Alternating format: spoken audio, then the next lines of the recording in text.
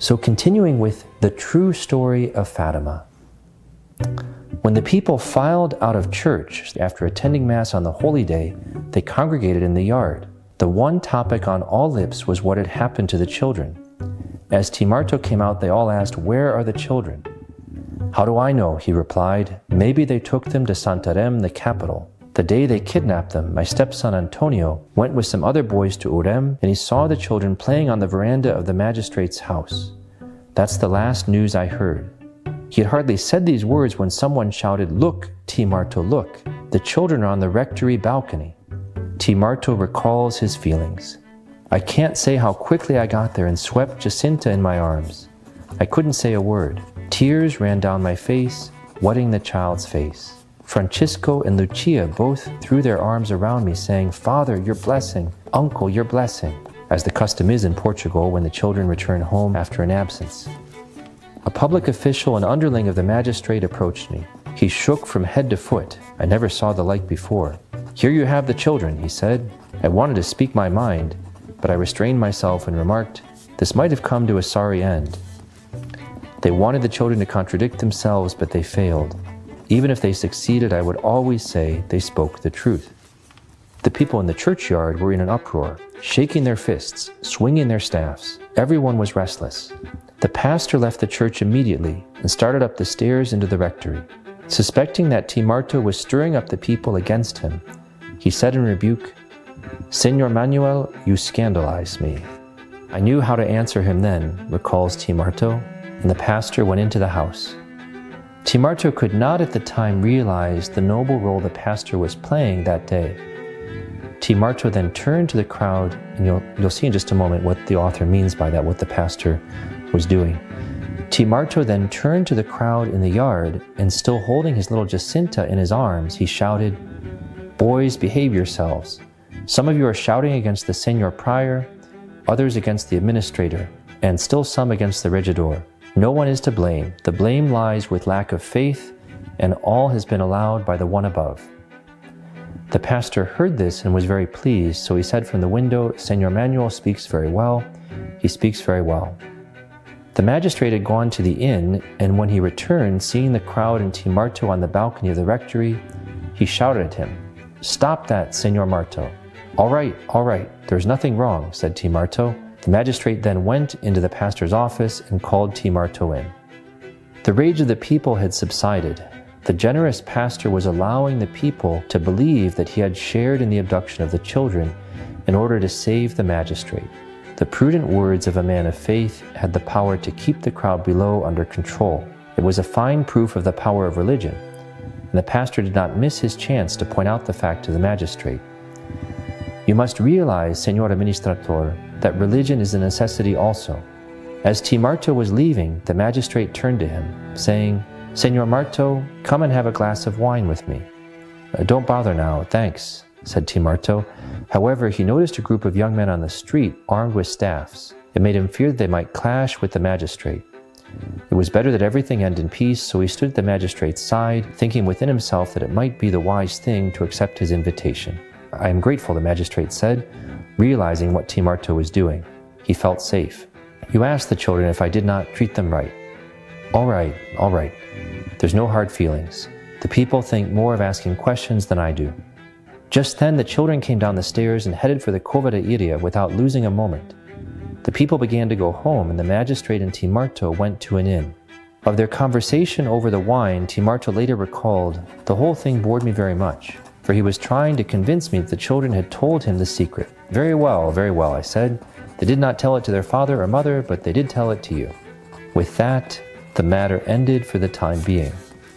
It is important to note, however, that the interrogation of the children served one purpose that was providential.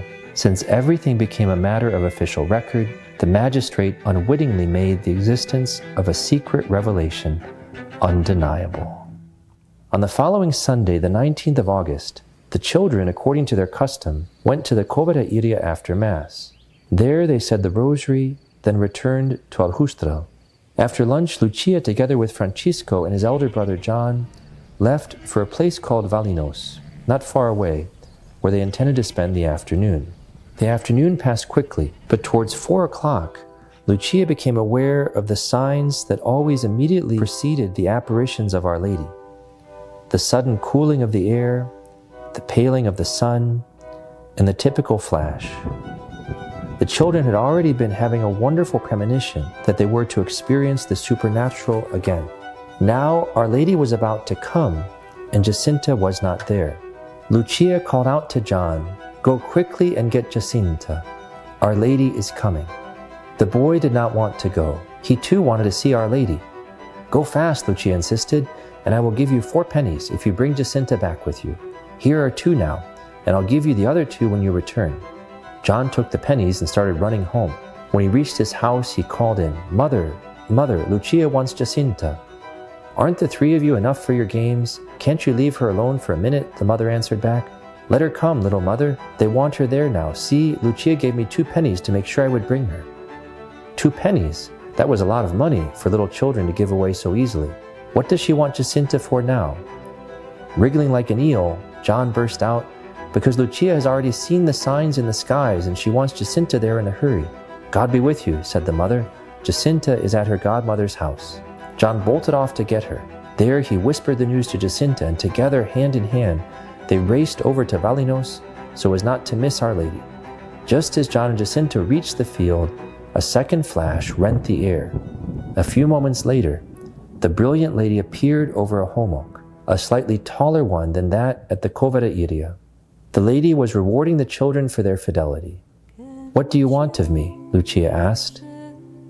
"I want you to continue to come to the Covarrubias on the 13th and to continue to say the rosary every day." Lucia then told Our Lady of her anguish that so many disbelieved in the reality of her presence. She asked Our Lady if she would be willing to perform a miracle so that all might see and believe. "Yes," Our Lady answered. "In the last month, in October, I shall perform a miracle so that all may believe in my apparitions. If they had not taken you to the village, the miracle would have been greater. Saint Joseph will come with the baby Jesus to give peace to the world. Our Lord also will come to bless the people. Our Lady of the Rosary and Our Lady of Sorrows will also come." Lucia remembered Senora da Capellina's request and said, "What do you wish us to do with the money and the offerings that the people leave at the Covarrubias?" "Have 2 litters made. One is to be carried by you and Jacinta and 2 other girls dressed in white. The other one is to be carried by Francisco and 3 other boys. The litters are to be used for the feast of Our Lady of the Rosary, and the money that is left over will always help towards the construction of a chapel that is to be built." Lucia then spoke to Our Lady of the sick who had been recommended to her.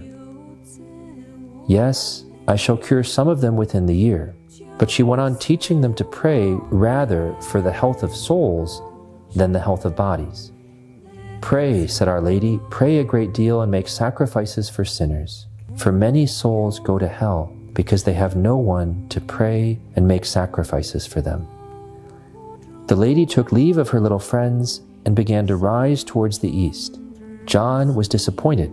He tried hard to see Our Lady, but had seen nothing. However, he heard something like a clap of thunder, similar to the firing of a gun. When Lucia said, "Jacinta, see Our Lady is going away," it gave John small consolation. The 3 children who had stood by helplessly at the Covarrubias when the older people stripped the hummock of its foliage now broke off the small branch which the resplendent robe of Our Lady had touched. John and Lucia stayed at Valinos with the sheep, while Francisco and Jacinta rushed home with the precious branch to tell their parents of the unexpected visit of Our Lady. As they passed Lucia's house, her mother and sister were at the door with some neighbors. "Aunt Maria Rosa," Jacinta cried out with joy, "we saw Our Lady again. It was at Valinos." "Why, what little liars you turned out to be, as if Our Lady would appear to you wherever you go." "But we did see her," Jacinta insisted. "See here, Our Lady had 1 foot on this twig and the other one on that one." "Give it to me, let me see," said the mother, and Jacinta gave the branch to Lucia's mother. The mother's face showed great surprise as she put the branch to her nose. "What does this smell of?" she said, continuing to smell it. "It is not perfume. It's not incense nor perfume soap. It's not the smell of roses nor anything I know, but it is a good smell." The whole family gathered and each wanted to hold the branch and smell the beautiful odor. "Leave it here, Jacinta. Someone will come along who will be able to tell what kind of an odor it is. From that moment, Lucia's mother and her whole family began to modify their opposition towards the apparitions. Jacinta then took the branch and hurried home to show it to her own mother and father. T. Marto tells of the occasion in his own words. I had taken a round of my properties on that day. After sunset, as I was drawing near my house, a friend of mine met me and said, T. Marto, the miracle is becoming clearer. What do you mean? I said, not knowing anything about the apparition at Valinos or the branch. You know, Our Lady appeared again just a little while ago to your children and Lucia at Valinos. You can believe it is true. I want to tell you that your Jacinta has something special. She had not gone with the others and a boy came to call her. Our Lady did not appear until she arrived. I shrugged my shoulders. I didn't know what to answer, but I was thinking about what my friend said as I reached the yard of my house. My wife was not at home. I went into the kitchen and sat down. Jacinta came right in with a big smile on her face and a little branch in her hand. Look, Father, Our Lady appeared to us again at Valinos. As she came in, I sensed a magnificent fragrance, which I could not explain. I stretched out my hands towards the branch, saying, What are you bringing in, Jacinta? It is the little branch on which Our Lady placed her feet, said Jacinta. I smelled it, but the odor had gone. Our Lady did not have to perform a miracle to prove her case to him.